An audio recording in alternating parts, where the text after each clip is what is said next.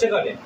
তো এখানে দেখো এই দেয়ার কোথায় কোথায় ব্যবহার করা যায়, দেয়ারের পরে ইজ ব্যবহার করা যায়, দেয়ারের পরে ওয়াজ ব্যবহার করা যায়, দেয়ারের পরে আর ব্যবহার করা যায়, দেয়ারের পরে ওয়ার ব্যবহার করা যায়। এবার কোথায় কিভাবে ব্যবহার করবো, দেয়ারের পরে ইজ কখন ব্যবহার করবো, এরপরে যখন আমরা একটা জিনিস বোঝাবো, তাহলে একটা সেন্টেন্স বলি তাহলে বুঝতে পারবে।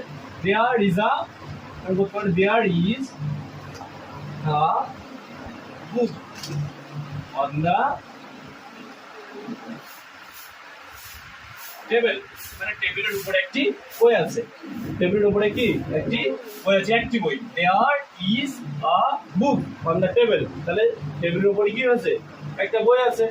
আবার দেখো মনে করো যদি বলি টেবিলের উপরে অনেক একটি বই ছিল, টেবিলের উপরে একটি বই ছিল, সেক্ষেত্রে কি বলবো, দেয়ার ওয়াজ আ বুক অন দ্য টেবিল।